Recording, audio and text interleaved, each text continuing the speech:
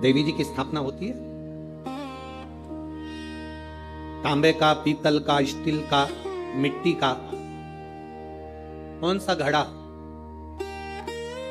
कौन सा घड़ा रखते हैं? काय का रखते हैं? मिट्टी। काय का घड़ा रखते हैं? मिट्टी। कभी कोई तुमसे पूछे कि पूजन में मिट्टी का पात्र, मिट्टी का घड़ा, मिट्टी का हंडा, मिट्टी की मटकी क्यों रखी जाती है, यदि कोई तुमसे पूछे तो तुम्हें उत्तर देना है ये मिट्टी का हंडा, मिट्टी का मटका, मिट्टी की मटकी कलश में रेणुका माता के नाम से रखी जाती है, जो अखंड सौभाग्यता प्रदान करती है। देवी कोई सी भी हो, तुम्हारी कुल देवी कोई सी भी हो, तुम किसी भी देवी के मंदिर में जाओ, किसी भी देवता के मंदिर में जाओ, कहीं पर भी स्थापना हो, कहीं पर भी विराजित हो, कोई भी हो, पर मिट्टी का जो मटका रखा है, मिट्टी का जो हंडा रखा है, मिट्टी का जो कलश रखा है, मिट्टी का जो भाव रखा गया है, मिट्टी का जो सुंदर कलश रखा गया है, वो जो रखा वो रेणुका माता के नाम से, वो रेणुका माता के। महाराज जब तक शिव की कृपा नहीं होती तब तक जिंदगी में हम एक कदम भी सतमार्ग की ओर बढ़ नहीं पाते। यदि कल अपन ने कथा में श्रवण करा था, कल अपन ने कथा में सुना था कि बच्चा हो, बड़ा हो, स्त्री हो, पुरुष हो, संत हो, साधु हो, गुरुजन, तपस्वी जन, मुनिजन, संत जन, जो भी है, इन सभी को यदि व्रत करने का बल, आवाज नहीं जा रही, आवाज कहीं पर, व्रत करने का बल इन साधु, संत, सन्यासी, तपस्वी, साधक, उपासक या घर में रहने वाला एक गृहस्थी, इन सभी को यदि तप करने का,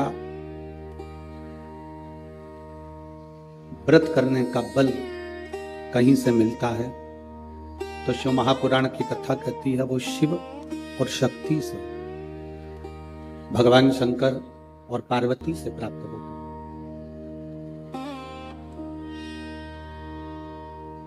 आज कथा का दूसरा दिवस है।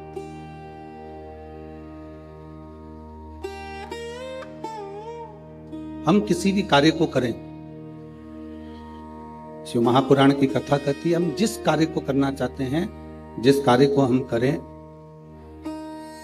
प्रत्येक कार्य, जीवन का कोई सा भी कार्य हो जिसको हम कर रहे हैं, अगर वो भगवान देवादिदेव महादेव को समर्पित कर कर भगवान शिव को उस कार्य का पूर्ण फल भगवान देवादिदेव महादेव को देकर यदि हम कोई कार्य करते हैं तो शिव कथा कहती है ये निश्चित है कि उसका फल हमारे खाते में ही आता है और हम उससे आनंद की अनुभूति करते हैं।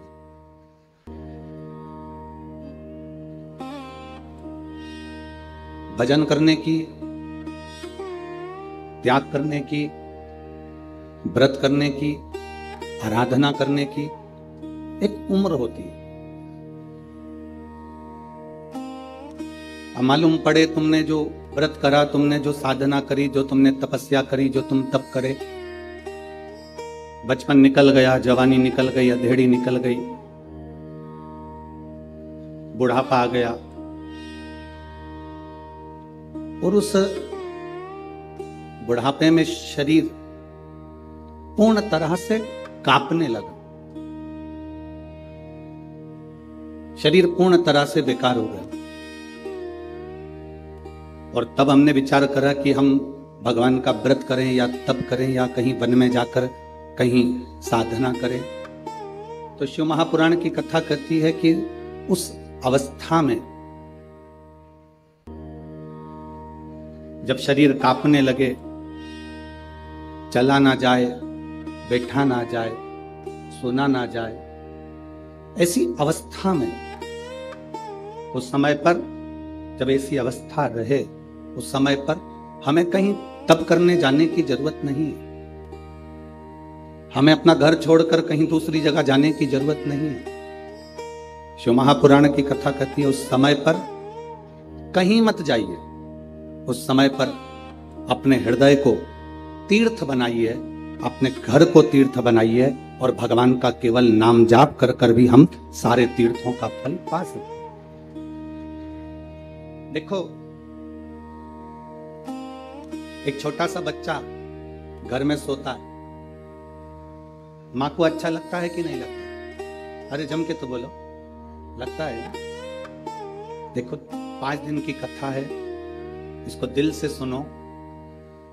तुम्हारे ऊपर कैमरा आएगा, हाथ हिलाने से तुम परमात्मा के नहीं हो जाओगे। बहुत ध्यान रखना, कैमरे का काम है वो कैमरा करेगा, तुम्हारा काम है उस परमात्मा से लगन लगाना। इतनी दूर दूर से चलकर आए हो, सुबह 8-8, 9-9 बजे के बैठे हो। एक माता ने तो पत्र में लिखा है कि गुरुजी, हम पानी भी ज्यादा नहीं पीते, इसलिए नहीं पीते क्योंकि पानी पिएंगे तो वॉशरूम के लिए जाना पड़ेगा, चले गए तो जगह चली जाए।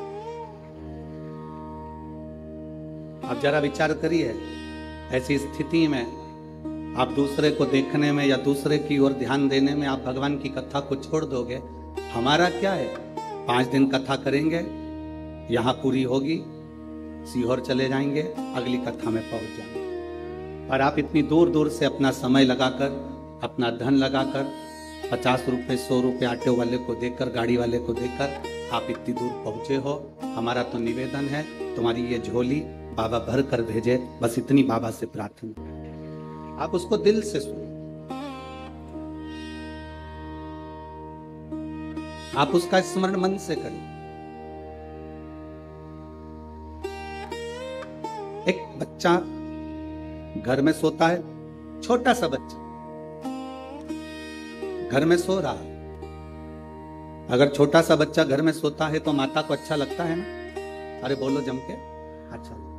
वही बच्चा जब 28 साल का हो जाए, वही बच्चा जब 25 साल का हो जाए, 30 साल का हो जाए और घर में दिन भर सोता रहे, आप में से कितनी मां हैं जिनको अच्छा लगेगा? लगेगा अच्छा? कारण बच्चा छोटा है तो वो सोता हुआ अच्छा लग रहा है, पर बच्चा बड़ा हो गया फिर वो सोते हुए अच्छा नहीं लगता। वो बच्चा फिर सोते हुए अच्छा नहीं लगेगा। फिर वो बच्चा पढ़े, मेहनत करे, अपना कर्म करे और अपने माता पिता का नाम रोशन करे तो माता पिता को अच्छा लगता है। वो बच्चा सोता हुआ अच्छा नहीं लगता।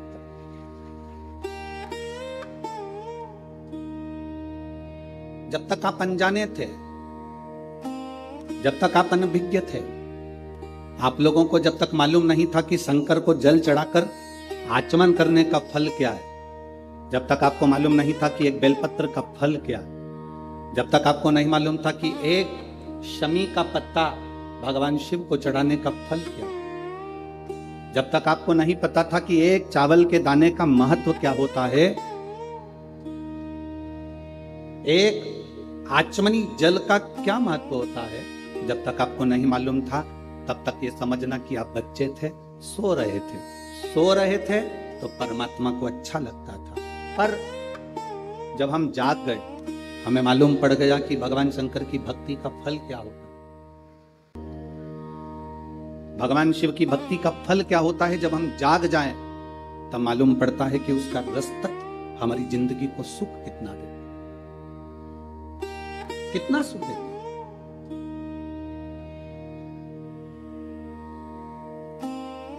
एक लड़की ने अपनी मां से कहा, मां क्या शंकर भगवान को जल चढ़ाने वाला, अच्छी मेहनत करने वाला,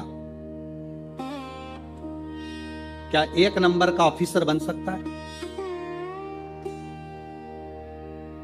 ऐसे संसार में कितने बेटा बेटी पड़े हैं जो दिन भर मेहनत करते हैं, दिन भर परिश्रम करते हैं।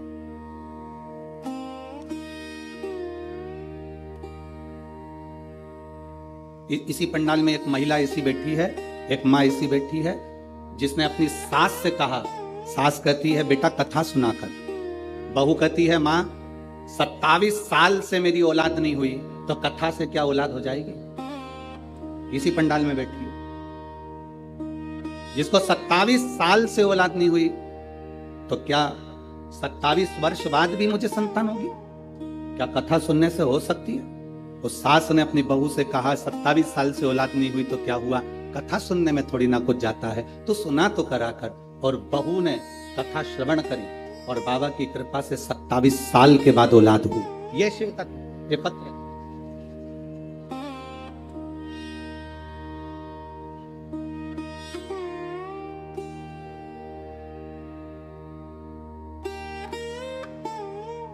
मेरा नाम केशव राव गंगात्रे, तहसील हाथगांव, जिला नांदेड़। मेरा मोबाइल नंबर ये है। कहीं बैठी हैं क्या? कहीं बैठी हो तो हाथ हिला सकती है। अगर कहीं बैठी हो तो अपना हाथ हिला सकती है। जहां कहीं आपके हैं, आप ही ने पत्र लिखा जी, इसमें लिखा आपने 27 वर्ष के बाद संतान की प्राप्ति। बैठिए, बहुत बहुत साधुवाद है जो आपने पत्र लिखा 27 वर्ष के बाद। ये शिव तत्व है, योग नहीं। एक व्यक्ति ने पत्र लिखा, क्या कोई एक नंबर का ऑफिसर बन सकता? सुजाता गजानन गलबले, डोगर कड़ा, तहसील कलमनुरी, जिला हिंगोली, महाराष्ट्र की है। कहीं बैठी हो तो हाथ हिला सकती है जिन्होंने पत्र लिखा है। सुजाता गजानन गलबले, कहीं बैठे हो तो हाथ हिला सकती है जिन्होंने पत्र में लिखा है सन 2015 से वकालत का व्यवसाय कर रही हूं। कहीं अगर बैठी हो तो हाथ हिला सकती है, जहीं कहीं पर भी बैठी हो। सन 2015 से वकालत का व्यवसाय कर रही हूं। MPPSC की तैयारी करी, 3 साल तक लगातार एग्जाम दिया पर कोई लाभ नहीं मिला। तब मेरी मां बोली, तू शंकर की कथा सुनाकर 1 लोटा जल चढ़ाया कर। मां, 2015 से परीक्षा दे रही हूं, आज तक नहीं हुआ तो अब क्या होगा?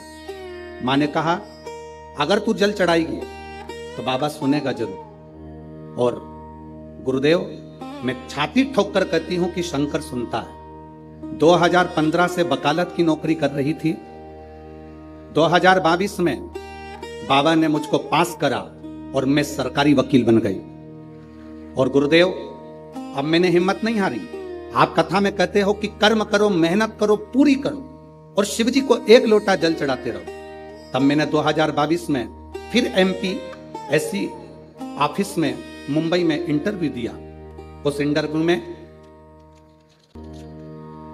सासू मां ने फिर कहा कि तू शिवजी को जल चढ़ा कर जाना, हम भी बाबा को बेलपत्र, दुर्बा और शमी पत्र चढ़ाएंगे। गुरुदेव, मैं जानती नहीं थी कि एक शमी के पत्ते का फल क्या होता है। 4 जुलाई 2023 को बाबा की कृपा से मेरा जो MPPSC का इंटरव्यू हुआ, उस इंटरव्यू में बाबा की कृपा से मैं पास हो गई और प्रथम नंबर में मेरिट लिस्ट में आ गई। गुरुदेव, अगस्त 2023 में बाबा की कृपा से मैं फर्स्ट क्लास की ऑफिसर बन गई हूं। इसलिए मैं बाबा को यहां नमन करने के लिए आई। कहीं बैठी हो तो हाथ हिला सकती हैं जिन्होंने पत्र लिखा। अगर कहीं बैठी हो तो हाथ हिला सकती। ये शिव है, औघड़ी।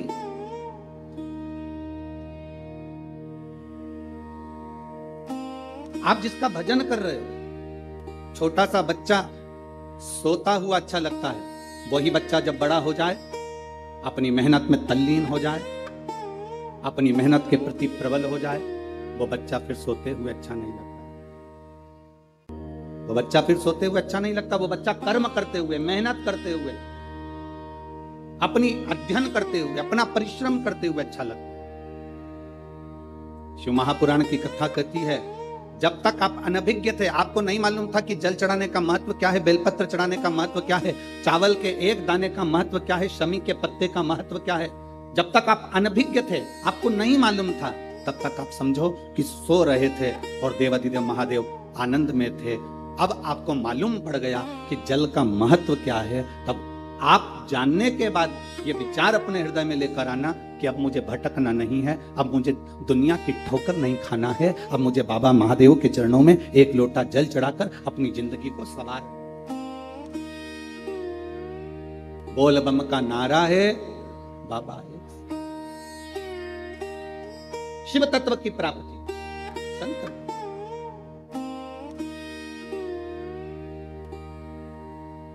शिव भजन से क्या नहीं मिलता,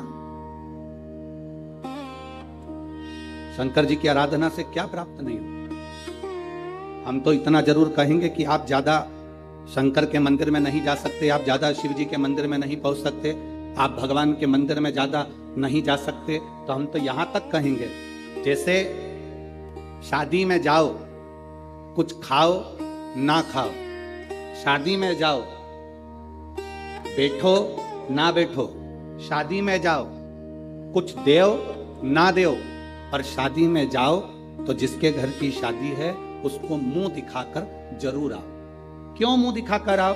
जिससे उसको मालूम पड़े कि हमारे घर की शादी में ये आया था, तो तुम्हारे यहाँ जब शादी हो तो वो भी तुम्हारे घर पर जरूर आए, भले खाए ना खाए, दे ना दे, पर तुम शादी में जाओ, कुछ खाओ ना खाओ, कुछ देओ ना देओ, कुछ बैठो ना बैठो, पर उसको मुंह दिखाकर जरूर आओ, जिससे ये मालूम पड़े कि मैं तुम्हारे घर शादी में आया था, तो उसके यहाँ उसको ये लगे कि इसके घर की शादी में मुझे जाना पड़ेगा। हम भी यही कहते हैं, शंकर जी को चढ़ाने के लिए जल नहीं है मत चढ़ाओ, बेलपत्र नहीं है मत चढ़ाओ, शमी पत्र नहीं है मत चढ़ाओ, एक चावल का दाना नहीं है मत चढ़ाओ, पर तुम्हारे पास कुछ भी नहीं है तो भी उसके मंदिर तक, उसके दरवाजे तक जरूर जाओ। वो आपको देख लेगा ना तो समझ जाएगा कि एक ना एक दिन इसके दरवाजे पर मुझे भी जाना।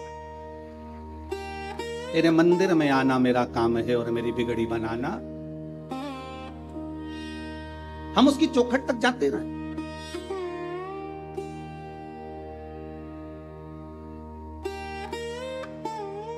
हम उसके दरवाजे तक जाते रहे, और जब तक हम उसकी चौखट तक नहीं जाएंगे, जब तक हम उसके दरवाजे तक नहीं पहुंचेंगे, तब तक वो कैसे आए? उसको पुकारा ही नहीं हमने, वो आएगा कैसे? भगवान नारायण और भगवान ब्रह्मा दोनों ने मिलकर एक पर्वत का मंथन किया। मंथन में उनको यह देखना था कि भगवान विष्णु के पिता कौन। मंथन करते करते एक अग्नि का खंभ प्रकट हो गया और उस अग्नि के खंभ में से आवाज आई, हे नारायण, हे ब्रह्मा, भगवान विष्णु तुम्हारा पिता मैं शिव। ब्रह्मा जी को हंसी आ गई, क्या ये शिवलिंग, ये लिंग की जो आकृति है, ये पाषाण का जो स्वरूप बना हुआ है, क्या ये भगवान नारायण के पिता हो सकते? किसी के घर में और किसी के दिल में घुसना, प्रवेश करना बहुत कठिन। आप इतने लाखों की संख्या में आए हो, अगर आपके हृदय में शंकर जी की भक्ति प्रवेश कर गई है, आपके हृदय में, अगर आपके दिल में भगवान शंकर की भक्ति पहुंची है, तो समझ लेना कि इसको पहुंचाने वाला कोई दूसरा नहीं, स्वयं देवाधिदेव महादेव हैं, जो तुम्हारे हृदय में इस भक्ति को पहुंचा दी।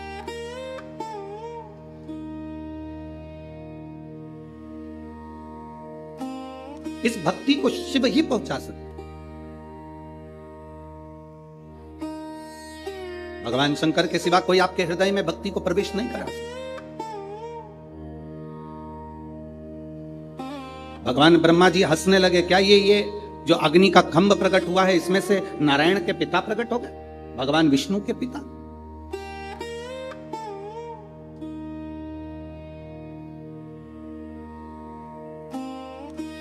भगवान ब्रह्मा जी ने भगवान विष्णु जी से कहा कि आपके पिताजी का सिर कहां है और उनके चरण कहां है। कभी शिवलिंग को देखेंगे आप तो शिवलिंग में चरण कहां है और उनके मुख कहां है, ये किसको मालूम पड़ेगा।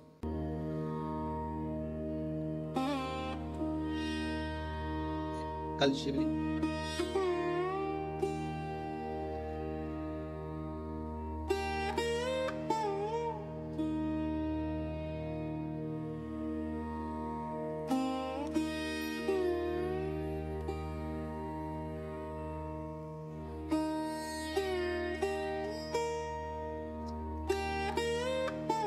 अब मान लो ये शिवलिंग है, जरा समझ लो। अब ये शिवलिंग है,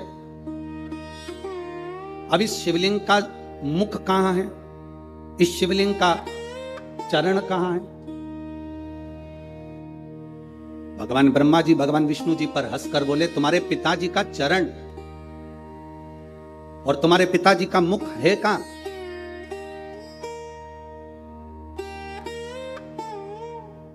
इस शिवलिंग का चरण कहां पर, इस शिवलिंग का मुख कहां पर। ब्रह्मा जी हंसे ठाका लगा कर कि ये जो शिवलिंग प्रकट हुआ है, जो शंकर भगवान का प्रतिबिंब जो प्रकट हुआ है, इसका चरण, इसका सिर, इसका मुख है कहां।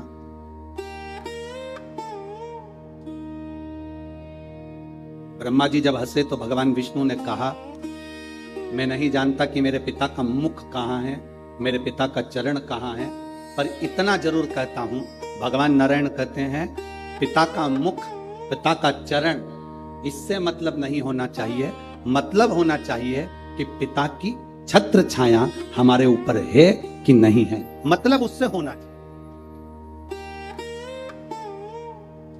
कहां चरण है, कहां मुख, दोनों में वाद विवाद हुआ। भगवान ब्रह्मा जी ने भगवान विष्णु से कहा कि मैं आकाश में जाता हूं और भगवान शंकर का सिर देखकर आता हूं, तुम पताल में जाओ और भगवान शंकर का चरण देखकर आओ। दोनों जा रहे हैं। भगवान विष्णु ने मना कर दिया था, मेरे पताल में जाने से कुछ नहीं होगा, शंकर भगवान के चरण मिलना कठिन है।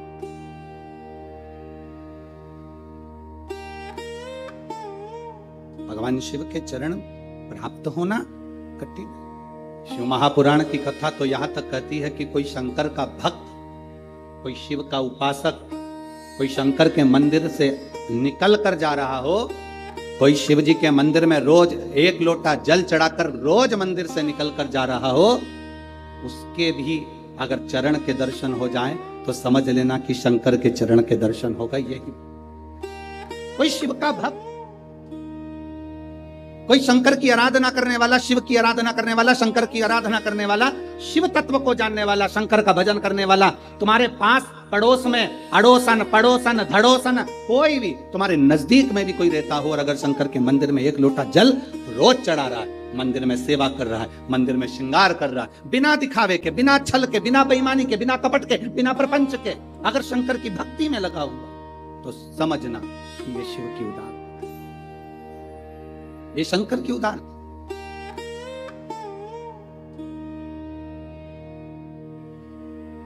एक रास्ता छूट जाए, छूट जाने दो। एक घर छूट जाए, छूट जाने दो। एक दुकान छूट जाए, छूट जाने दो। थाली में भोजन छूट जाए, छूट जाने दो। पर शिव महापुराण की कथा कहती, अपना सनातन धर्म कभी मत छोड़ना, उसको पकड़ कर। जो सनातन धर्म को पकड़ कर रखता है, सनातन धर्म मेरा महादेव, उसको पकड़ कर। आज दुनिया के लोगों को प्रसन्न करने के लिए ना जाने कितने कितने लोग अपने सनातन धर्म को ही गाली दे देते हैं। शंकर को जल चढ़ाने से क्या होता है, शिव जी पर दूध छोड़ने से क्या होता है, सनातन धर्म पर लोग उंगली उठा देते हैं।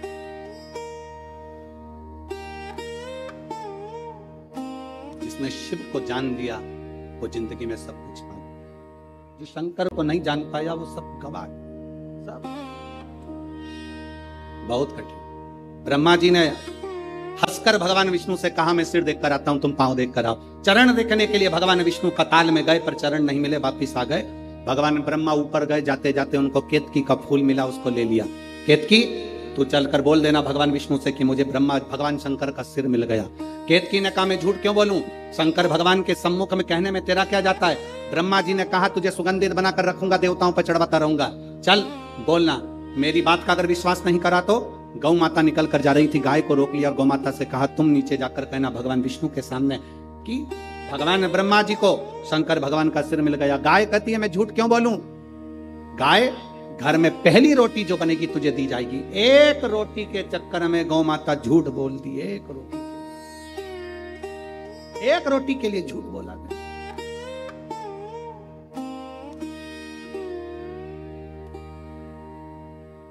अपन क्या करते हैं, संसार में रहने वाला व्यक्ति करता है, झूठ निकल जाए।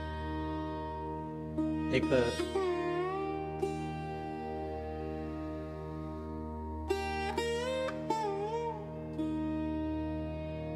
भंडारा से कोई पुलिस ऑफिसर है, कोई पुलिस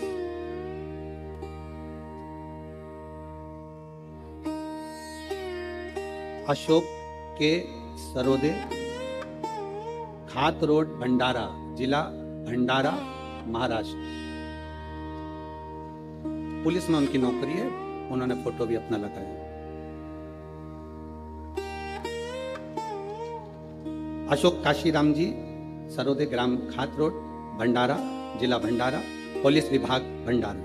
गुरुदेव बाबा का मैं क्या गुणगान करूं, क्या एक लोटे में हम पुलिस की नौकरी करते हैं पर हमारा विश्वास इतना जागृत नहीं हो पाता। गुरुदेव 2014 में मुझे एक झूठे केस में फंसाया गया।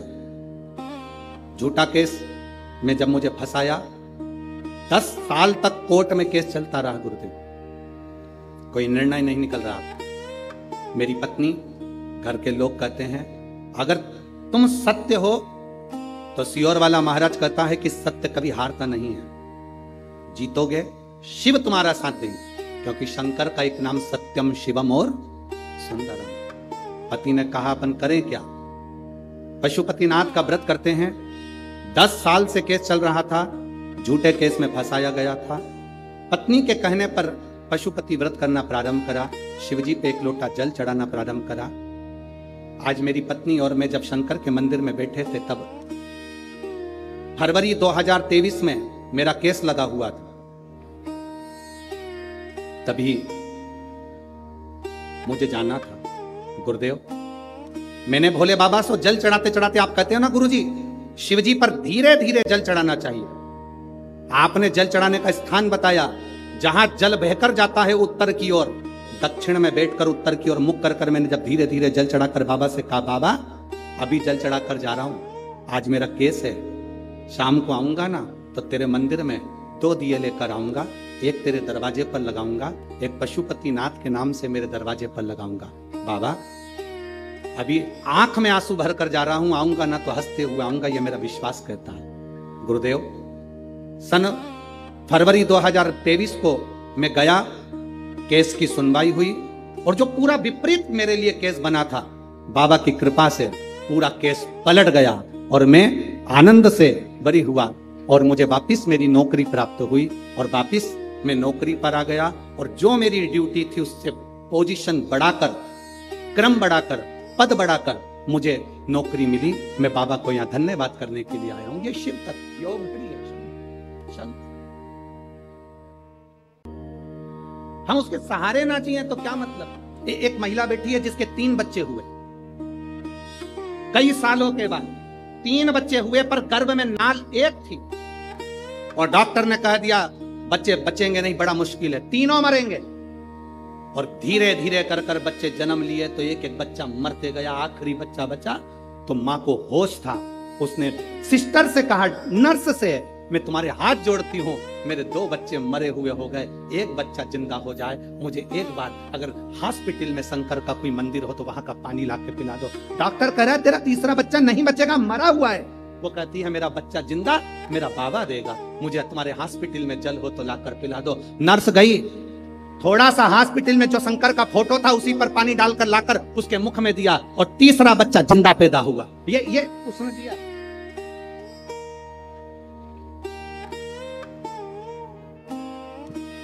कहीं बैठी हो अपने बच्चे को लेके तो उठ के खड़ी हो जाए, वो हम पत्र ढूंढेंगे, समय लगेगा। कहीं बैठी हैं तो हाथ हिला सकती हैं। मैं मेघा नरेश गुप्ता, गांव चाणी, जिला यवतमाल की रहने वाली हूं। बाबा 10 साल के बाद तो मेरा गर्भ ठहरा। मुझे डॉक्टर कहते थे कभी संतान नहीं होगी। मैंने बाबा से प्रार्थना कर कर एक लोटा जल चढ़ाकर सफेद आंकड़े की जड़ का प्रयोग करा तो 10 साल के बाद मेरा गर्भ ठहरा गुरुदेव। और 10 साल के बाद गर्भ ठहरा तो मालूम पड़ा कि मेरे गर्भ में 3 बच्चे हैं। गुरुदेव बाबा की कृपा का मैं क्या गुणगान करूं। चापे का समय आया, डिलीवरी का समय आया तो डॉक्टर ने कह दिया तीनों बच्चे की एक नाल है, तीनों बच्चे मरेंगे, ये निश्चित है, बता देना आपको हमारा काम है। एक एक बच्चे ने जन्म लिया, बच्चे मरे हुए होते गए। गुरुदेव आखिरी का बच्चा बचा। मैंने नर्स से कहा मुझे शंकर जी का चढ़ा हुआ जल दे दो जीजी, थोड़ा सा पानी पिला दो, मेरा एक बच्चा बच जाएगा। 10 साल के बाद मुझे बच्चा हुआ है। मैं आपके हाथ जोड़ती हूँ। नर्स ने शंकर के फोटो पर जल चढ़ाकर मुझे दिया और बाबा की कृपा से मेरा जो तीसरा बच्चा था वो मेरा बेटा था और शिव की कृपा से वो बच गया। उस बच्चे का मैं फोटो भी लगा रही हूँ। ये शिव है, ओ घड़ी शंभु। कहीं बैठी हो अपने बच्चे को लेकर तो आ सकती है। अगर कहीं बैठी हो एलईडी पर आप लोग उस बच्चे का फोटो भी देख सकते हैं। एक बच्चा बचा। कहीं बैठी हो। भगवान नारायण पताल में जाकर वापिस आ गए। ब्रह्मा जी गाय और केतकी के फूल को लेकर आ गए। केतकी के ये वही बच्चा है जो 3 बच्चों के बाद में बाबा देव शंकर ओ घड़ी है। कहा सम्मुख में भाव प्रकट। शंकर भगवान के सामने भगवान विष्णु ने सत्य कह दिया कि मुझे चरण नहीं मिले तो उनका नाम हो गया सत्यनारायण। क्या नाम पड़ा? सत्यनारायण। कोई आपसे पूछे सत्यनारायण भगवान की कथा कहां से निकली है तो आप बता सकते हो स्कंद पुराण में से सत्यनारायण भगवान की कथा निकली है। और भगवान शंकर के सामने भगवान नारायण ने सत्य कहा था, इसलिए उनका नाम सत्यनारायण। आप लोगों में से कितने लोग हैं जिन्होंने सत्यनारायण की कथा सुनी है? हाथ उठाओ जल्दी से। सबने सुनी है? रख लो। कितने अध्याय होते हैं? 5। पहले अध्याय में वर्णन आता है एक ब्राह्मण ने सत्यनारायण भगवान की कथा सुनी फिर करी। बोलो सही है कि गलत? दूसरे अध्याय में वर्णन आता है लक्कड़हारे ने कथा सुनी करी। तीसरे में भी आता है साहूकार की पत्नी ने कथा का स्मरण सुना किया। पूरे अध्याय में वर्णन आता है कि सत्यनारायण की कथा सुनी, कथा सुनी, कथा सुनी, पर 5 अध्याय में कहीं नहीं आता कि कथा थी कौन सी जो 5 स्कंद में सुनी थी। बोलो सही है? अरे बोलो तो जम के। उसमें लिखा है कि ये वाली कथा सुनी थी, उसमें लिखा सत्यनारायण जी की कथा सुनी फिर उन्होंने करी, पर थी कौन सी कथा? तो ये कथा थी जो ब्रह्मा और भगवान विष्णु के सामने घर्षण कर कर शिवलिंग की उत्पत्ति हुई और भगवान लक्ष्मी नारायण ने सामने खड़े होकर कह दिया शिव के चरण नहीं मिले, सत्य बोल दिए, इसलिए सत्यनारायण कथा प्रकट।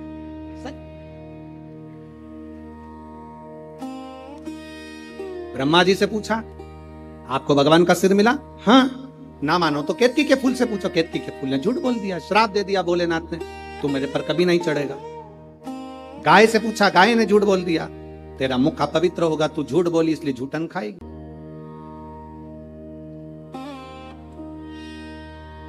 ब्रह्मा ने झूठ बोला तो उनका सिर कट गया, कर्मनाशा नदी प्रकट हो गई, शीश कटा हुआ बड़ का पेड़ बन गया। कौन बड़ के पेड़ की पूजन करे? क्योंकि ब्रह्मा ने झूठ बोला था। तब भगवान नारायण ने कहा कि इस बड़ के पेड़ की कोई पूजन नहीं करेगा, लोग इससे नफरत करेंगे, आप कृपा कर दो।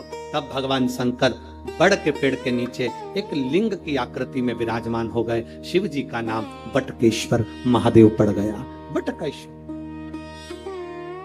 शिव का नाम बटकेश्वर महादेव पड़। बटकेश्वर ब्रह्मा जी ने क्षमा याचना क्षमा, तब सृष्टि के निर्माण की।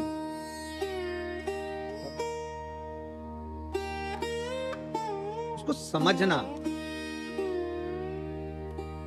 आपकी और हमारी पूरी जिंदगी निकल जाएगी तो नहीं समझ पाएंगे कि शंकर है क्या, शिव है। थोड़ा सा ज्ञान प्राप्त कर लिया और विचार कर लिया कि हम तो शंकर जी को बहुत जानते हैं, हम शिव जी को बहुत जानते हैं। ना ना भाई, शिव को पहचानना बहुत कठिन, बहुत कठिन। उसको पहचाने कौन? शिव महापुराण की कथा कहती है, राजा प्रसेनजीत ने अपनी दोनों लड़कियों का विवाह कर दिया था। नेनुका का विवाह शस्त्रार्जुन के साथ कर दिया था और रेणुका का विवाह जमदग्नि के साथ कर दिया। एक ऋषि के साथ, एक राजा के साथ किया गया।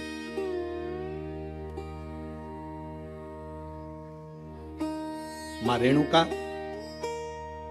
कच्चे घड़े में जल भर कर लाती थी, शिव जी को चढ़ाती थी, पति को लाकर देती थी। बड़ा जमदग्नि जी ऋषिवर को, गुरुवर को अच्छा लगता था कि मेरी धर्म पत्नी मेरे अनुकूल मिले।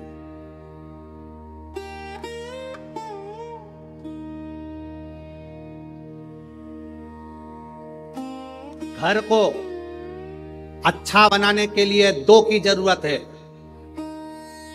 घर अच्छा बन जाता। घर को अच्छा बनाने के लिए केवल दो की जरूरत पड़ती है, एक मिस्त्री, दूसरी स्त्री। दो अच्छी है। अगर घर अच्छा बनाना है तो दो की जरूरत है, एक मिस्त्री, दूसरी स्त्री। मिस्त्री थोड़ा बहुत गड़बड़ होगा चल जाएगा, पर जगदम्बा गड़बड़ नहीं होना चाहिए। मिस्त्री छत थोड़ी बहुत गड़बड़ डाल देगा तो पानी भरा रहेगा, बाथरूम का फर्श गड़बड़ डाल देगा तो पानी भरा रहेगा। मिस्त्री थोड़ा बहुत भी गड़बड़ निकल गया चल जाएगा, पर ये चंद्र घंटा, ये कुष्मांडा, ये स्कंदा अगर थोड़ी बहुत भी गड़बड़ निकल गई, रोज प्रतिदिन सुबेरे हुई नहीं और देवी चालू, सुबह से उठते। अरे उठ गए क्या? पति बोला अभी तो सोया हूं, रात को लेट हो गया। देख लो जरा बच्चों को, जरा देखो जरा, दोनों झगड़ रहे हैं, स्कूल जाने के लिए तैयार नहीं हो रहा है, जल्दी देखो जरा। तो तू कहां पर है? मैं उनका टिफिन बना रही। अब टिफिन बनाए जगदम्बा और पहुंच गए भोलेनाथ। अब भोलेनाथ भी कम है क्या, चिल्ला रहे, क्यों रे क्या कर रहे हो? बस पापा देखो ये बाथरूम में से निकल नहीं रहा, देखो पापा ये नहीं निकल रहा। अब पिताजी एक को चिल्लाए, दूसरे को चिल्लाए, पिताजी बेचारे घबरा गए, अंदर जाके वापिस सो गए। अब थोड़ी देर बाद जगदम्बा टिफिन पैक करते करते कमरे में पहुंच गए। मेरे को तुम्हारे लक्षण बहुत बुरे हैं, अभी तक सो रहे हो। और बेचारा जैसा था वैसा की वैसा ही उठ के बैठ गया। नवरात्रे चालू हो गए, स्थापना करना है, देवी जी की पूजन करना, उठो जल्दी नहाओ। अब ये आरती गा रही, तेरे भक्त जनों पर माता भीड़ खड़ी। पति इसके पास में बैठ के इसका मुंह देख रहा, हे जगदम्बा तुझसे ज्यादा ये बड़ी है भारी। ये इतनी बात।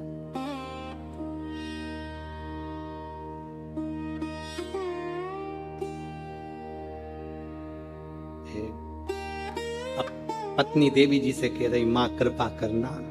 पति थोड़ा तिरछा होके बोला, तू कृपा कर।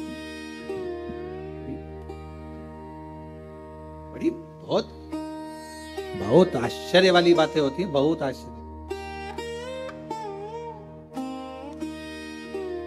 बहुत आश्चर्य। चले सुन,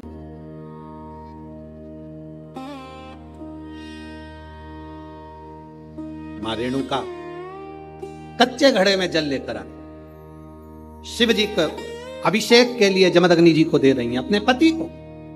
अच्छा मिस्त्री और अच्छी स्त्री घर को स्वर्ग बना देती है, श्रेष्ठ बना देती है। और अगर मिस्त्री थोड़ा बहुत गड़बड़ निकल जाए चल जाएगा, पर अगर स्त्री ठीक नहीं निकली तो घर में रहने वालों को स्वर्गवासी बना देती है। स्वर्ग तो जाने दो।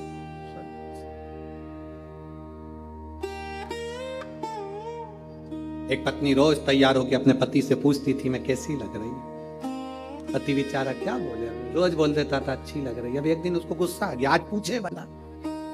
और पति जा रहा था और पत्नी ने पूछ लिया कैसी लग रही। पति बोला ऐसी लग रही जैसे हरी घास में भैंस चल रही। अब तो पत्नी को कांटे से खून नहीं, वो गुस्से में लाल, भयंकर गुस्सा। अब सोचे तो सोचे क्या? जैसा पति है अगर वैसी धर्म पत्नी मिल जाए तो जिंदगी सार्थक। जैसी धर्म पत्नी है वैसा पति मिल जाए तो जिंदगी सार्थक। अगर दोनों में कोई विपरीत मिल गया तो फिर रोज प्रतिदिन रोज का।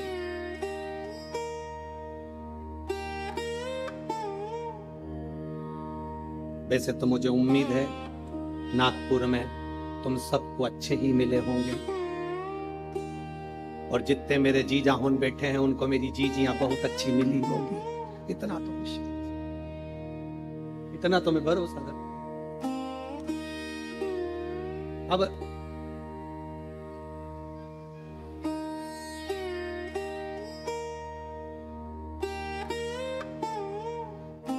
शिव कथा कह रही है। ऋषिवर ने अपनी धर्मपत्नी रेणुका से पूछा तुम कच्चे घड़े में जल कैसे लेकर आ जाती हो। रेणुका ने कहा स्वामी इस घड़े को मैं जब बनाती हूं पहले शंकर भगवान के शिवलिंग का निर्माण कर कर उसकी पूजन कर लेती हूं, उसके बाद जो मिट्टी बचती है उससे मैं घड़ा बना लेती हूं। घड़े का निर्माण कर कर मैं उस घड़े को लेकर शंकर भगवान के शिवलिंग को स्पर्श करा देता हूं, छुला देता।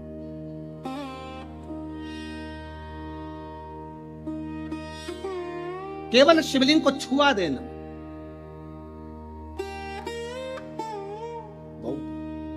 एक पत्र में किसी बहन ने लिखा कि मेरा नाम पूर्वा पीयूष हिंगे है, मैं जूना सकरदरा सोलंकी वाड़ी में रहती हूं। सही बोला है? हाँ ठीक है। मेरी लड़की कहीं बैठी हो, दुर्वा पीयूष सिंगे 4 साल की है। कहीं बैठी हैं? बेटी आई है साथ में, लिया उसको लिया। मेरी बेटी दुर्वा पीयूष सिंगे 4 साल की, पेट में इसको दर्द रहता था, बहुत सारे डॉक्टरों को दिखाया, किसी को समझ में नहीं आया। दवाइयां लेते रहे। 10/7/2022 को रात में बहुत तेज पेट में दर्द हुआ तो इसको डॉक्टर के पास लेकर हॉस्पिटल भी गए। जिन डॉक्टर का इलाज करवाते थे वहीं पर लेकर गए। MRI करी तो मालूम पड़ा कि इसके पेट में 2 गांठ हैं। 2 गठाने पेट में थी, एक 5/8 की, एक 8/5 की। डॉक्टर ने कहा इसका ऑपरेशन करना पड़ेगा। ऑपरेशन के लिए इतनी छोटी सी बेटी के पेट में गांठ और कैसे ऑपरेशन करें। फिर भी डॉक्टर ने कहा इसकी गठाने बड़ी हैं, उसको निकालना ही पड़ेगा। और उसको जांच हो, गांठ निकलवाई। जांच में मालूम पड़ा कि इसको 3rd स्टेज का कैंसर हो गया। अब क्या करें गुरुदेव, इतनी बड़ी बीमारी आ जाने पर टेंशन हो गया परिवार में। डॉक्टर कहते हैं कि इसको जो बीमारी हुई है इसके अनुसार इसको ये गठाने बनती रहेगी, बार बार गठाने बनेगी और बार बार इसको तकलीफ होगी, क्योंकि ये छोटी है, इसकी उम्र का विकास होगा तो इसको तकलीफ आती रहेगी। 21 दिन तक हॉस्पिटल में रखा, सारी रिपोर्टें चलती रही, पर इसका कैंसर वैसा कि वैसा। गुरुदेव अब करें तो करें क्या। तब मेरी मम्मी ने कहा कि तू पशुपति व्रत करना प्रारंभ कर, उस बच्ची को पानी पिलाना चालू कर, शिवजी पे चढ़ाओ। एक बेलपत्र शिवजी पे चढ़ी हुई इसको खिलाना चालू कर। मैंने बेलपत्र देना चालू करा। डॉक्टर के हिसाब से इसके कीमो होना थे और इसकी जो बीमारी थी उसके अनुसार इसका कैंसर कभी समाप्त नहीं होना था। नागपुर के सारे डॉक्टरों ने कह दिया था कि इसका कभी समाप्त नहीं होगा। पर बाबा का मैं क्या गुणगान करूं गुरुदेव। डॉक्टर ने कहा था इसके कीमो पर कीमो होंगे, पर मेरी बेटी को 5 कीमो हुए, बेटी मेरी कांपने लगी। तब हमने डॉक्टर का बंद कर कर शिव जी पे चढ़ा हुआ जल देना प्रारंभ करा, बेलपत्र खिलाना प्रारंभ करी। जैसे ही डॉक्टर ने तीसरी पीटीसी जांच प्रारंभ करी, पीईटी जांच प्रारंभ करी, जांच करते से ही डॉक्टर ने कह दिया अब ना जाने इसके शरीर में क्या हो गया कि इसको अब कैंसर नहीं होगा और इसका कैंसर पूरी तरह से समाप्त हो चुका है।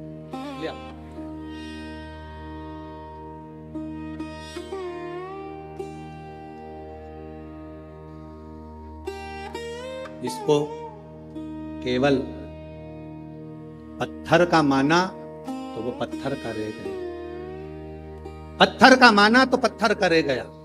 इसको जिसने अपने दिल से लगा लिया तो वो उसका बाप, उसका पिता, उसका घर। ये शिव है ओ गड़ी शंभो, ये दयालु सहज नहीं मेरा शंकर, उसको पहचानना सरल।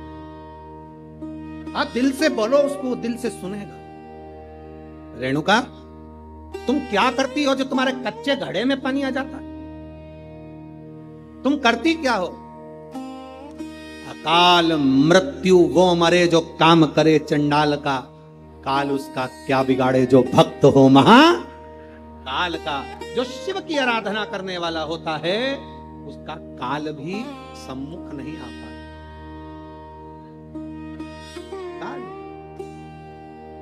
बोल बम का नारा है सारी समस्या का हल। वो किस बेस में आएगा, कब आएगा, कैसे आएगा, क्या करेगा, ये उसके ऊपर निर्भर कर।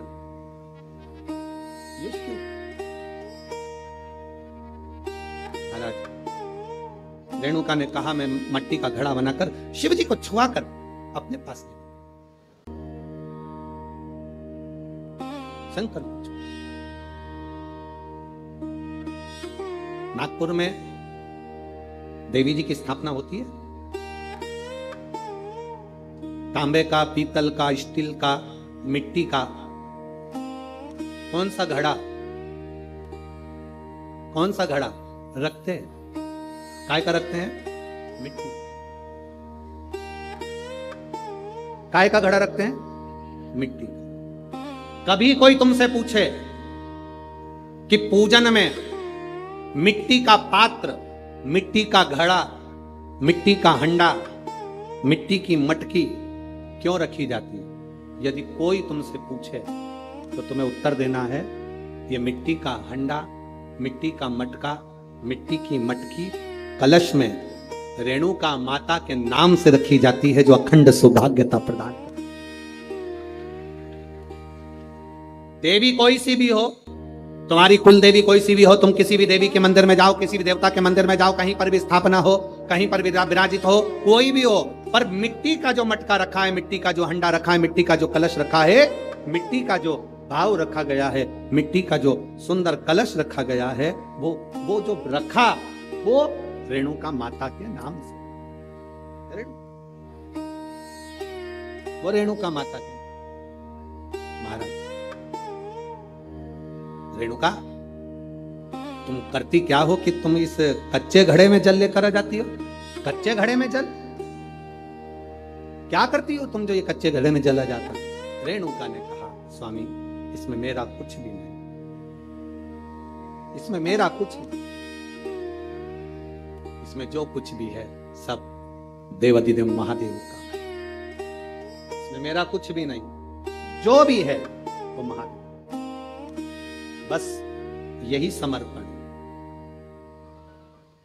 इसी को समर्पण कहते हैं कि तुम्हारे दिल से तुम देवाधिदेव महादेव को हर बार सब कुछ शिव को समर्पित कर कर चलो। जो कृपा करी उसने कम ना करी, जो करुणा करी उसने कम ना करी है। रेणुका अब तो जमदग्नि जी की भक्त शिव के प्रति और जागृत हो, शंकर के प्रति। आज रेणुका जल लाने में थोड़ी सी देरी कर दी।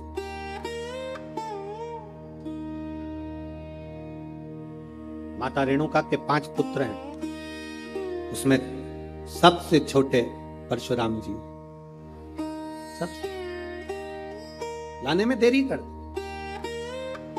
अब जल लाने में देरी कर दी तो जमदग्नि बाबा ने ध्यान लगाकर देखा कि रेणुका क्यों लेट हो गई, आई क्यों नहीं, कारण क्या बना, क्या कारण है जो आने में देरी हो गई रेणुका, क्या हुआ है? ध्यान लगाकर देखा तो क्या देखते हैं, रेणुका जल लेकर आ रही थी तो जल लाते लाते उसका ध्यान थोड़ा सा भटक, दृष्टि, मन, चित्त थोड़ा सा विचलित,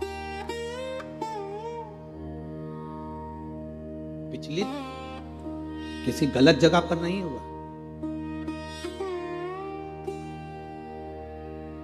कोई नौका विहार करते हुए आ रहा था और रेणुका के ध्यान में आ गया कि ऐसा लग रहा है कि मेरा महादेव मेरे सम्मुख में आ,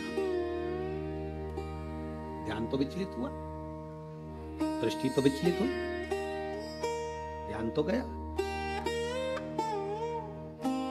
अब ध्यान विचलित हो गया, दृष्टि विचलित हो गई, क्रोध आ गया बाबा को। अपने चारों पुत्रों को बुलाया, परशुराम जी आए नहीं थे उस समय पर, कहीं गए हुए थे। चारों पुत्रों को बुलाकर कहा तुम्हारी माता का सिर काट दो, तुम्हारी माता का सिर काट दो। चारों की चारों मना कर दिए। पिताजी क्या बोल रहे हो आप, माता का सिर और हम काटे, ये कहां की रीत, हम माता का सिर नहीं काट सकते, हम हमारी माता का सिर नहीं काट सकते पिताजी। पिता को क्रोध आ गया, श्रापवश कह दिया चारों के चारों मूर्छा पाए, नीचे गिर जाए भूमि पर, पछाड़ खाकर जमीन पर गिर गए। तुम्हारा शरीर किसी काम का नहीं, अगर तुमने पिता का कहना नहीं माना तो वो शरीर किस काम का, पटक दिया। चारों पुत्र मूर्छा खाकर गिर गए। थोड़ी देर में परशुराम भगवान आ गए। परशुराम जी आए, आते से उन्होंने देखा कि मेरे चारों भाई पड़े हैं। पूछ लिया पिताजी से, पिताजी ये चारों को क्या हो गया? तुम्हारे पिता तुरंत कहा तुम्हारे भाइयों ने मेरा कहना नहीं माना, इसलिए उनको मैंने श्रापवश यहां पटक दिया है। उनका शरीर बेकार हो गया, उनका शरीर काम का नहीं, मूर्छा में चले गए, उनको शुद्धता नहीं, शुद्धता।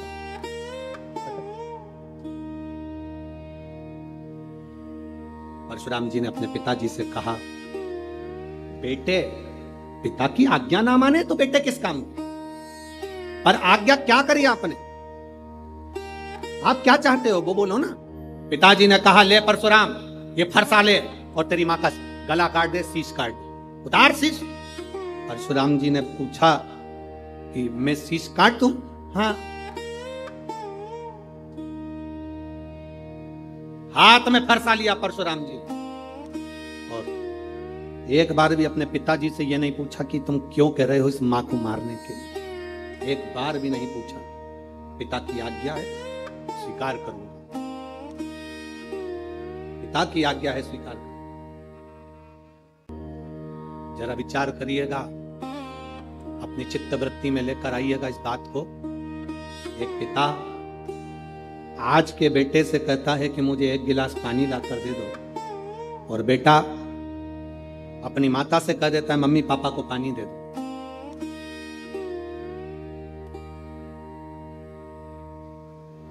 जरा विचार करना,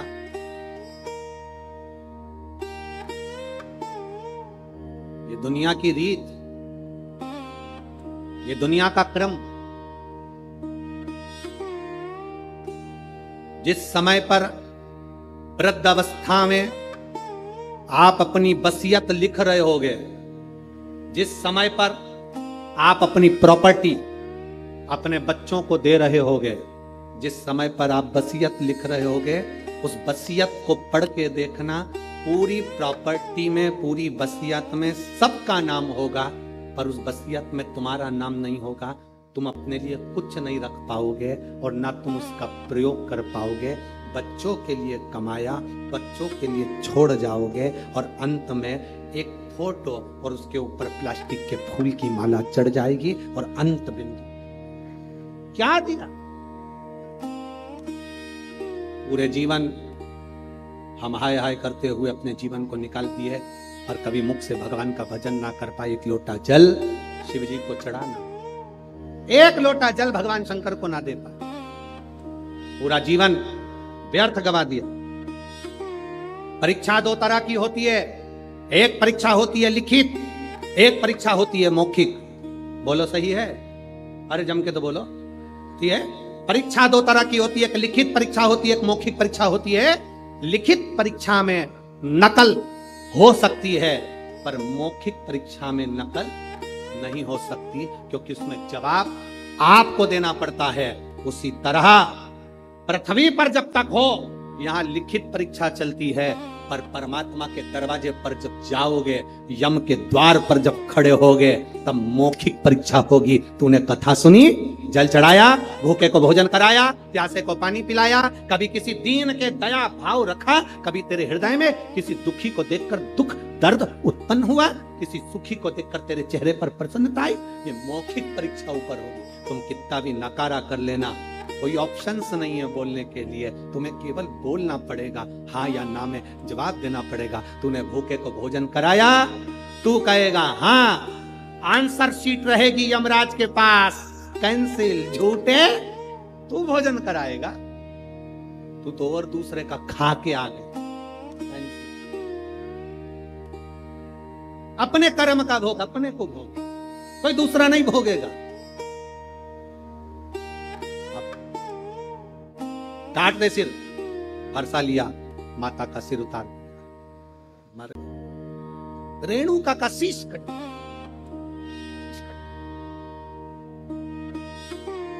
जमदग्नि जी प्रसन्न हो गए। पुत्र, बड़ा प्रसन्न हूं मैं, वर मांग, तुझे क्या चाहिए? 2 वर दे दो, मांग। एक वर तो ये कि मेरे भाइयों को वापिस मूर्छा से उठा दो, तथास्तु। दूसरा वर मांग ले, मेरी मां को वापिस जिंदा कर दो, वापिस मेरी माता को जिंदा कर दो। जमदग्नि जी ने कहा यह कभी नहीं हो सकता, यह विधि का लेख मैं नहीं टाल सकता। जो मर गया उसको जिंदा करना यह मेरे बस की बात नहीं। जमदग्नि जी ने कहा मेरे बस की बात नहीं। वृक्ष से पत्ता टूट गया, उस पत्ते को पेड़ में वापिस जोड़ना यह मेरे बस की बात नहीं है, मैं नहीं जोड़ सकता, मैं इसको जिंदा नहीं कर सकता। परशुराम भगवान की आंख में जल भर गए, मेरी मां रेणुका जीवित कैसे होगी, कैसे जिंदा होगी? पिता जमदग्नि जी ने कहा सुनो परशुराम, तुम्हारी मां शंकर की भगत है, शिव की उपासना इसने करी है। विधि लिखना यह देवताओं का काम है, भाग्य लिखना यह देवताओं का काम है, पर भाग्य को बदल देना यह महादेव का काम है। भाग्य को अगर कोई बदल सकता है तो वो केवल एक, वो है देव अधिदेव महादेव, दूसरा कोई नहीं बदल सकता। ललाट को बदलेगा कौन? केवल शिव। एक पत्र आया है, आराधना शिवहरे, पति ऋषि शिवहरे, सदर जबलपुर निवासी, मध्य प्रदेश से आई हूं। कहीं बैठी हो तो हाथ हिला सकती हो। बच्चों को लाए हो? बच्चे आए हैं साथ में, ले आओ दोनों को। गुरुदेव, कई साल शादी को हो गए थे पर संतान का सुख नहीं था। डॉक्टरों के हिसाब से हमने टेस्ट बेबी भी करवाया पर संतान का सुख नहीं आया। गुरुदेव, कई लोग अपशब्द भी कहते थे, बांझ तक शब्दों का संबोधन दे देते थे।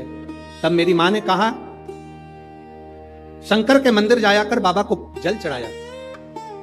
तुम रुका जी का नाम लेकर सफेद आंकड़े की जड़ का प्रयोग करा और बाबा की कृपा से जहां डॉक्टरों का टेस्ट बेबी भी फेल हो गया, सफेद आंकड़े की जड़ के प्रयोग से मेरा गर्भ ठहर गया। गुरुदेव, शिव जी को जल चढ़ाना, आचमन करना, गर्भ तो ठहर गया पर तकलीफ बहुत थी। 15 दिन का गर्भ आया तो भी तकलीफ रही, 1 महीना हो गया तो भी तकलीफ रही, बार बार तकलीफें बढ़ती गई। तब सोनोग्राफी कराई तो उसमें मालूम पड़ा कि बाबा की कृपा से मुझे गर्भ में 2 बच्चे हैं और बाबा ने मेरे को 2 संतान दी। गुरुदेव, डॉक्टर के हिसाब से एक बच्चा पूर्ण तरह से स्वस्थ है पर दूसरे बच्चे की कोई गारंटी नहीं, ये डॉक्टर कह दिए। पर मेरी मां ने कहा तू हिम्मत मत हार, देवाधिदेव महादेव को 1 लोटा जल चढ़ाती रहे और रोज शिव जी के मंदिर जाती रहे। मैं गर्भ से, डॉक्टर ने कहा तुम्हारा 1 बच्चा ठीक नहीं है, 1 बच्चा ठीक है, पर शिव जी को जल चढ़ाते चढ़ाते रोज आचमन करती बाबा का मैं क्या गुणगान करूं गुरुदेव। 9 महीने तक मैंने बाबा को जल चढ़ाया। आखिरी समय में जब हॉस्पिटल गई तब शिव जी की एक बेलपत्र साथ में लेके गई कि मेरे दोनों बच्चे अच्छे हों, और बाबा की कृपा से मुझे 2 बच्चे हुए, एक बेटा एक बेटी, और दोनों तरह से दोनों स्वस्थ हैं। मैं दोनों को यहाँ पर लेकर कथा में प्रणाम करने के लिए आई हूं। ये शिव तत्व ओघड़ी शंभु है शंकर। परशुराम भगवान को जमदग्नि जी ने कहा जो कोई नहीं कर सकता वो देव अधिदेव महादेव कर सकते हैं। परशुराम जी चले सीधे कैलाश की ओर बढ़ गए। जो कैलाश पर पहुंचे तो नंदीश्वर ने हाथ जोड़कर कहा परशुराम जी आप यहाँ? हाँ, क्यों आना हुआ? मेरी माता का मैंने सिर काट दिया। माता का सिर? हाँ, मेरी माँ रेणुका का सिर कटा। मेरे पिता की आज्ञा थी इसलिए मैंने सिर काटा। तो अब यहाँ कैलाश पर क्यों आए हो? परशुराम जी ने कहा मेरे पिताजी ने कहा है कि मेरी माँ शिव की आराधना करती है, कोई नहीं कर सकता उसको जीवित, करेंगे तो देव अधिदेव महादेव। उनका एक नाम है महामृत्युंजय, जो मृत्यु पर भी विजय प्राप्त कर लेते हैं वो देव अधिदेव। बोल बम का नारा है, बाबा एक सहारा। नंदीश्वर हाथ जोड़कर बोले परशुराम भगवान से प्रभु बाबा तो अभी समाधि में लीन, तब साधना में लगे हुए हैं, उनकी समाधि इतनी जल्दी टूटने वाली नहीं है। समाधि नहीं टूटेगी तो फिर क्या करा जाए? कल कथा में कहा था आपको, आज की जो रेणुका माता की जो कथा है, सालों निकल जाए 25-25, 30-30 साल, तो भी गोदी में लाल देने की सामर्थ्यता रखती है मां रेणुका की कथा। सहज नहीं है शिव की। ये जो शिव पार्वती कथा नागपुर में जो चल रही है, ये कोई साधारण नहीं है। इसको धारण करने वाला जान सकता है कि इसका फल।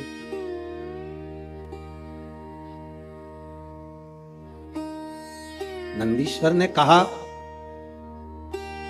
बाबा तो अभी समाधि में लीन है, तो फिर मेरी माता का सिर कौन जोड़ेगा? पिता ने कह दिया कट गया, मर चुकी है, उसको जिंदा नहीं कर सकते, अब कौन करे? और भगवान देवाधिदेव महादेव तो समाधि में लीन है। नंदीश्वर ने हाथ जोड़कर परशुराम भगवान से कहा आप एक काम करिए, शंकर जी के जो परम भक्त हैं तुम रुका जी, उनके पास जाओ। शिव जी के परम भक्त तुम रुका? हाँ, कहां मिलेंगे? शंकर का भक्त कहां मिलता?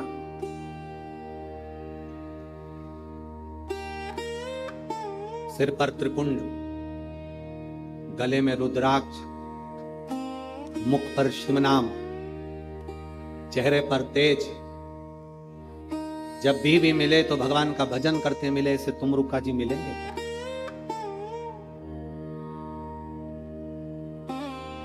किसी ने पूछा गुरुजी सिर पर तिलक लगाना जरूरी होता है क्या? हम उनसे कहते हैं ये महाराष्ट्र से नागपुर वाले रास्ते से तुम सीहोर जाना, गए हो? सीहोर जाओगे तो रोड के दोनों साइड जब जंगल पड़े, वहां पर बड़े बड़े पेड़ दिखाई दें, सागौन के बड़े बड़े वृक्ष दिखे। उन वृक्षों पर सफेद कलर से पुता हुआ होता है। देखिए आप लोगों ने देखा, पेड़ों पे एक छोटा सा पट्टा सफेद कलर का लगा रहता है, किसी पे लाल लगा रहता है। तो कभी मौका मिले तो वहां पर वन विभाग वालों से पूछना कि तुमने इसको पोता क्यों, तुमने इस पे सफेद चूना क्यों लगाया, लाल चूना क्यों लगाया, लाल कलर क्यों लगाया? तो वो वन विभाग वाले कहेंगे कि ये पेड़ हमारी गिनती में है, जिन जिन पेड़ों पर निशान लगाए ये पेड़ गवर्नमेंट के हैं, इसको कोई काट नहीं सकता। पेड़ पर निशान होता है तो उसको कोई काट नहीं सकता, वो गवर्नमेंट के होते हैं। और जिसके सिर पर तिलक होता है वो महादेव का होता है, उसको भी कोई काट नहीं सकता। उसको भी कोई काट नहीं सकता जिसके मस्तक पर तिलक है। जरूरी नहीं कि तुम त्रिपुंड लगाओ, तुम्हारा मन पड़े माता रानी की बिंदी लगा लो, एक मेरे हरि विठल की काली बिंदी लगा लो। तुम्हारा मन पड़े तो तुम वेंकटेश भगवान की सफेद लाल बिंदी लगा लो। तुम्हारा मन पड़े जैसा तिलक लगाओ, पर सनातन धर्म के अंदर मस्तक पर अगर तिलक है तो ये समझ लेना कि शिव तुम्हारे करीब, तुम्हारे करीब में शंकर है। ये समझे, ये जान।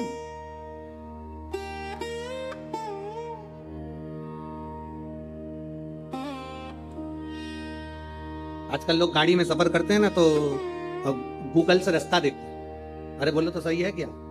देखते हो गूगल तुम्हें रास्ता दिखा सकता है। गूगल तुम्हारी गाड़ी को रास्ता बता सकता है, पर गूगल कितना भी गाड़ी को रास्ता बता दे, पर इंसान को सही इंसान बनने का तरीका कोई दूसरा धर्म नहीं, केवल सनातन धर्म ही बता सकता। कोई दूसरा धर्म नहीं बता सकता आपको। सनातन धर्म जो बताएगा वो दूसरा धर्म नहीं बता सकता। सनातन धर्म किसी का कत्ल करना नहीं बताता। सनातन धर्म किसी को बर्बाद करना नहीं बताता। सनातन धर्म किसी को गाली देना नहीं सिखाता। सनातन धर्म किसी को नष्ट करना नहीं सिखाता। सनातन धर्म सर्वे भवन्तु सुखिना का पाठ पढ़ाता है, सब सुखी। धर्म की अधर्म का, प्राणियों में विश्व का कब होगा? ये तो रोज चिल्लाते हो कि विश्व का कल्याण होगा कब? कब? अरे कल्याण जब होगा जब तुम प्रतिदिन शंकर भगवान के मंदिर एक लोटा जल चढ़ाने जाते रहोगे तो लोगों की आंखों में खटकता रहेगा। ये दुनिया की लोगों की आंखों में खटकता रहेगा। हम इनके हाथ में मोमबत्ती पकड़ा रहे थे, ये वापिस लोटा पकड़ लिए। टेंशन इनको हो, हम इनको दूसरी जगह ले जा रहे थे। धीरे धीरे सनातन धर्म से बाहर रेड़ रहे थे, ये वापिस सनातनी बन गए, ये वापिस भगवत भजन में लग गए। परशुराम भगवान हाथ जोड़कर कहते हैं, मुझे तुमरुका जी कहां मिलेंगे? तुमरुका जी जिनके मस्तक पर तिलक है, तुमरुका जी जिनके गले में रुद्राक्ष है, कहां मिलेंगे? कहा सामने मृत्युलोक में कहीं वो शिवलिंग का निर्माण कर कर पूजन कर रहे होंगे। तुमरुका जी को जाकर देखा, जो प्रणाम करा तुमरुका जी को। तुमरुका जी ने मुस्कुरा कर पूछ लिया। तुमरुका जी, शंकर का जो भक्त होता है बड़ा मुस्कुरा कर आनंद के साथ रहता है। शिव का भक्त कभी रोकर नहीं रहता। शंकर का भक्त कभी दुखी नहीं रहता। शंकर का भक्त अलमस्त मिलेगा, जब भी मिलेगा तुम्हें पूरे 32 के 32 दांत निकालता ही मिलेगा, पक्का। शिव ओघड़े है।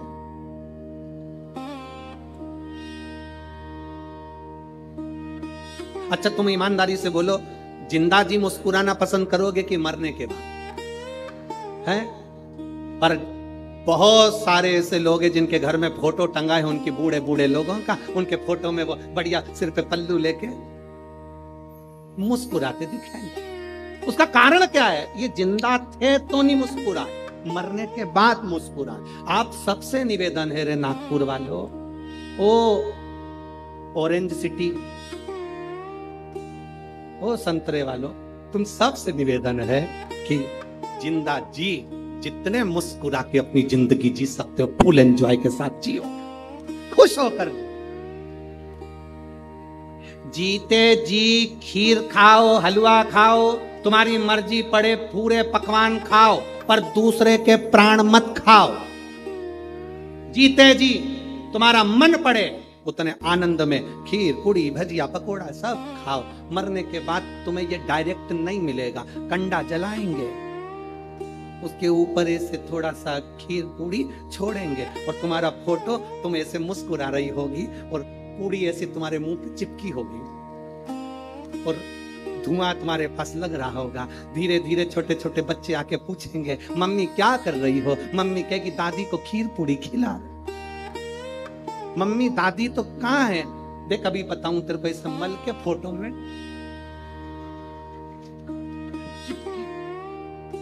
16 श्राद्ध में चिपकती है, अगली 16 श्राद्ध में निकलती है, पूरी 1 साल चिपकी रहती। जिसका फोटो बेकार आ जाता है वो गद्दे के नीचे छुपा देता है, जिसका फोटो अच्छा आ जाता है वो दीवार पर लगा के सबको दिखाता, देख कितनी जोरदार, कितनी जोरदार। और मेरा निवेदन है, जैसे तुम सेल्फी में स्माइल देते हो ना, ऐसी मुस्कुराहट तुम्हारी जिंदगी में प्रतिदिन होना चाहिए। खूब मुस्कुरा, प्रसन्न। ये मुस्कुराहट। समय आया, तुम रुका जी ने कहा क्या हुआ परशुराम जी? परशुराम जी कहते मेरी मां प्राणों को त्याग दिए, उसको जीवित करना। जीवित कौन करेगा? एक काम करो परशुराम, शंकर भगवान के शिवलिंग की स्थापना करो, पूजन करो। अब परशुराम जी ने शिवलिंग बनाना प्रारंभ करा, बनाते जाएं, पूरा शिवलिंग बन नहीं पाता। बनाते बनाते थक गए, ऐसा शिवलिंग बना जिसका नाम पूरा महादेव हो गया। आज भी मेरठ के पास में परशुराम जी द्वारा निर्मित पूरा महादेव है, जिसकी आकृति ऐसी है कि उसको नीचे से कितना खोदे जाओ मालूम ही नहीं पड़ता कि उसकी अंतिम छोर कहां गया। उसका नाम पूरा महादेव परशुराम जी ने बनाया, परशुराम जी ने निर्माण किया। शिव जी प्रसन्न हो गए, मांगो क्या चाहिए? बाबा मेरी माता को जीवित कर दो। शिव जी कहते हैं तुम्हारी मां तो प्राण छोड़ दी है, वापिस उसके प्राण नहीं आ सकते। मैं पार्वती जी से कहता हूं वो एक अवतार धरकर तुम्हारी माता के रूप में तुम्हारे सम्मुख में आएंगी और तुमने अपनी माता को जीवित करने का प्रयास करा है। रेणुका पार्वती का एक अंश लेकर प्रकट होगी। जो रेणुका की इस कथा को श्रवण करेगा उसकी गोदी में जैसे तुमने अपनी माता को पाया है, जो इस कथा को सुनेगा उस माँ की गोद में परशुराम जैसा पुत्र प्राप्त होगा। ये भगवान शिव वर प्रदान कर दिए। ये रेणुका की कथा, ये रेणुका का सुख। बोल रेणुका माता की, ये रेणुका का सुख है। आया समय, माता पार्वती आनंद के साथ रेणुका के रूप में विराजमान होती हैं। हिमालय राज के यहाँ पर माता सती का प्रागट्य होता है। माता पार्वती जी का विवाह शिव जी के साथ में हो रहा है। मंगल विवाह की ओर भगवान शंकर माता पार्वती जी के साथ में आनंदमय विवाह कर रहे हैं।